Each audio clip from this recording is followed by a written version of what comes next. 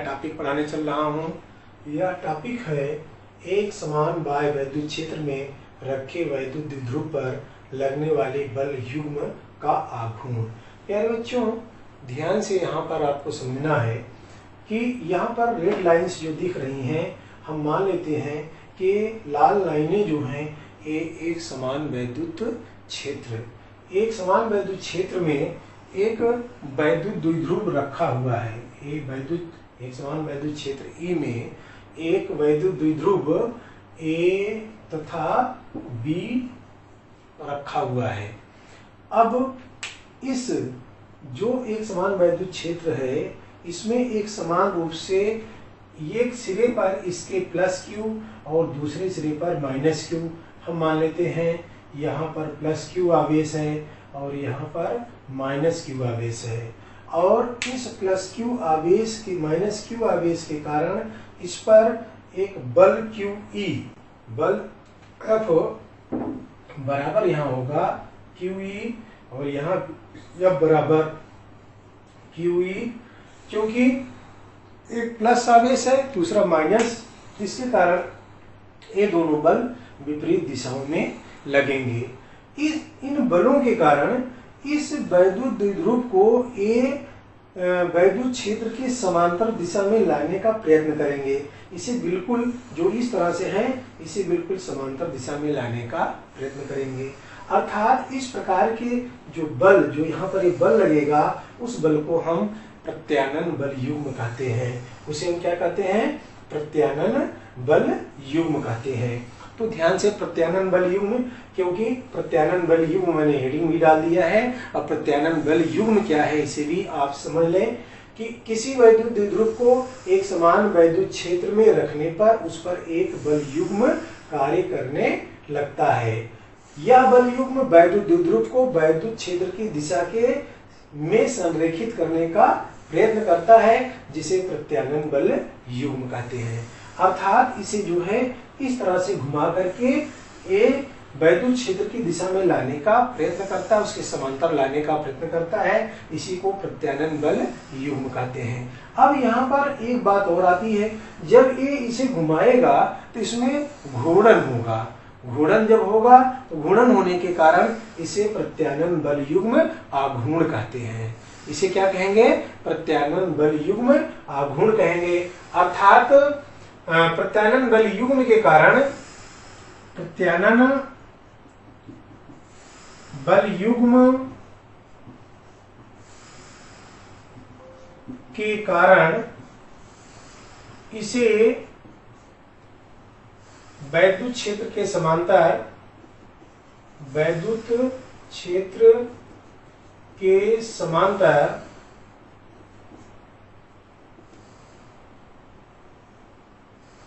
घुमाने का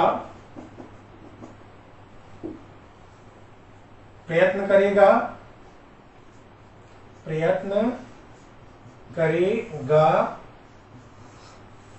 इस प्रकार इस पर एक प्रत्यानयन बल युग्म आघूर्ण कार्य करेगा। प्रत्यानयन बल युग्म आघूर्ण कार्य करेगा, जिसे टाउ से प्रदर्शित करते हैं। अब थोड़ा सा और आपको समझना है कि जो प्रत्यानयन बल युग्म आघूर्ण होगा, यहाँ पर ए लिखना होगा कि आपको समझ लेना है कि माना एक समान वैद्युत क्षेत्र में एक बल युग्म आघूर्ण जिसकी लंबाई 2l है ना, क्षेत्र से थीटा अंश के, माने वैद्युत क्षेत्र की दिशा से थीटा अंश के कोण पर रखा हुआ है। इस पर माइनस क्यू तथा प्लस क्यू आवेश के कारण दो बल F कार्य करेंगे, जो जिनकी दिशा एक दूसरे के विपरीत होगी, जिसके कारण इन पर एक बल युग्म आघूर्ण उत्पन्न होगा। इस बल युग्म आघूर्ण के कारण ये इन्हें वैद्युत क्षेत्र की दिशा के समांतर लाने का प्रयत्न करेंगी। तो जब ये वैद्युत क्षेत्र की दिशा के समांतर या संरेखित दिशा में लाने का प्रयत्न करेंगी, तब इस पर जो उत्पन्न वैद्युत प्रत्यानयन बल युग्म आघूर्ण होगा, प्रत्यानयन बल युग्म आघूर्ण, प्रत्यानयन बल युग्म आघूर्ण बराबर बल, दोनों में से कोई एक बल गुणे बल की क्रिया रेखा के लंबवत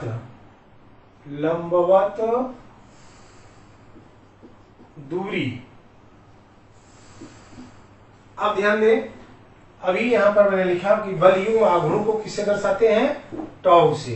तो यहां लिखेंगे टाउ, फिर कोई एक बल F गुणे लंबवत दूरी। अब यहां पर ध्यान दें, आप थोड़ा सा अलग इसको आपको समझना है कि जो लंबवत दूरी होगी, लंबवत दूरी, यहां पर ध्यान दें, ये पूरा कर्ण है 2l और ये लंब है, यहाँ पर थीटा है। तो लंब और कर्ण में जो संबंध होता है साइन थीटा का, तो लंब और दूरी ज्ञात करने के लिए साइन थीटा बराबर लंब बटे कर्ण। लंब, अब इसे हम मान लें ए बी और ए बिंदु सी मान लें, तो ये बराबर होगा, लंब होगा बी सी बटे ए बी। तो यहाँ होगा साइन थीटा बराबर, यहाँ लिख दें बी सी है कितना 2l,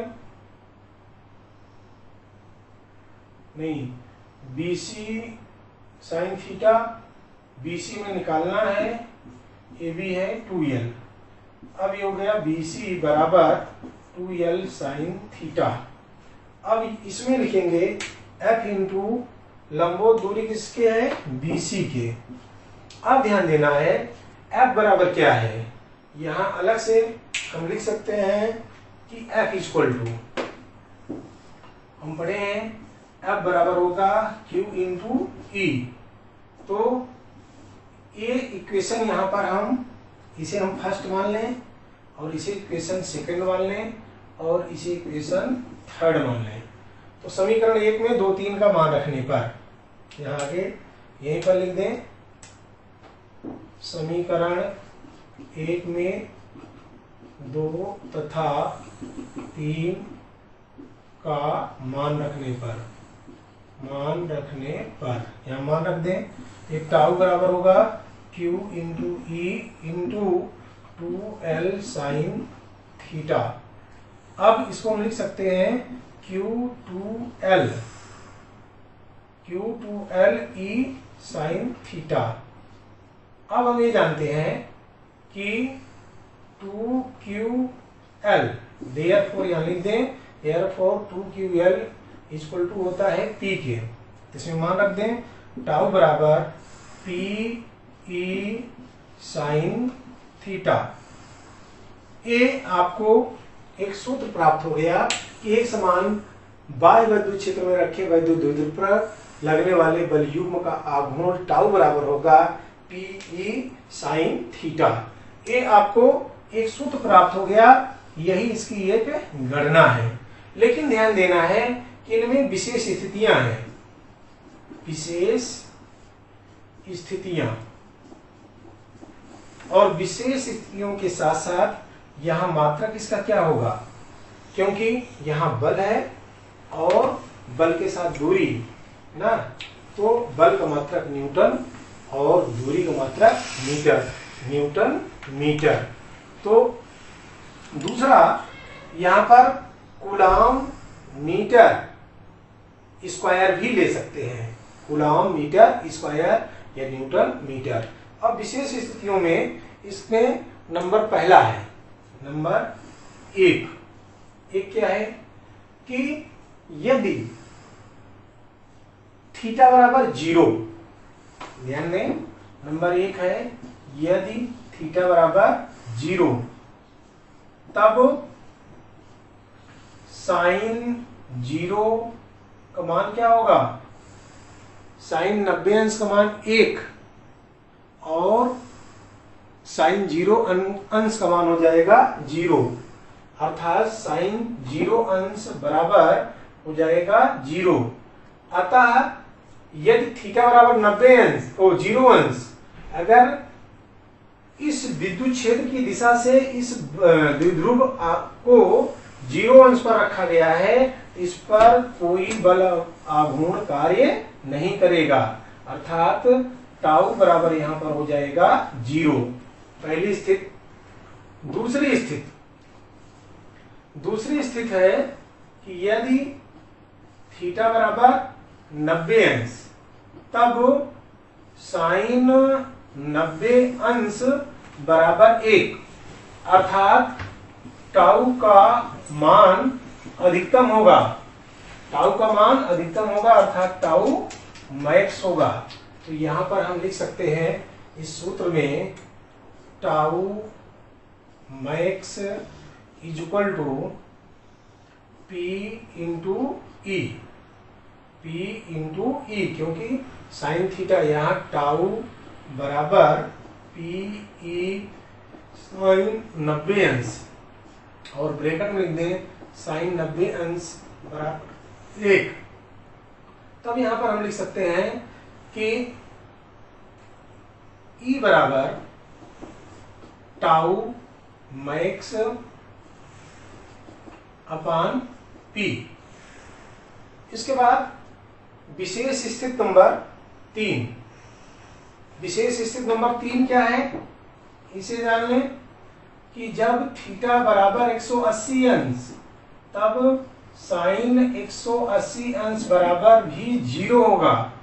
यदि ये 180 अंश के कोण पर द्विध्रुव को रखा जाए तब पर भी द्विध्रुव मतलब इसका जो बलाघूर्ण होगा, बल युग्म का आघूर्ण, तब पर भी 0 होगा। लेकिन जब इसको 90 अंश के कोण पर रखा जाएगा तब बल युग्म आघूर्ण का मान सबसे अधिक होगा। इस वीडियो में सिर्फ इतना ही, आप इसे ध्यान से समझें। यदि इसे में समझने में कहीं पर कोई दिक्कत या कोई परेशानी हो तो हमें जरूर कमेंट लिखिए। धन्यवाद।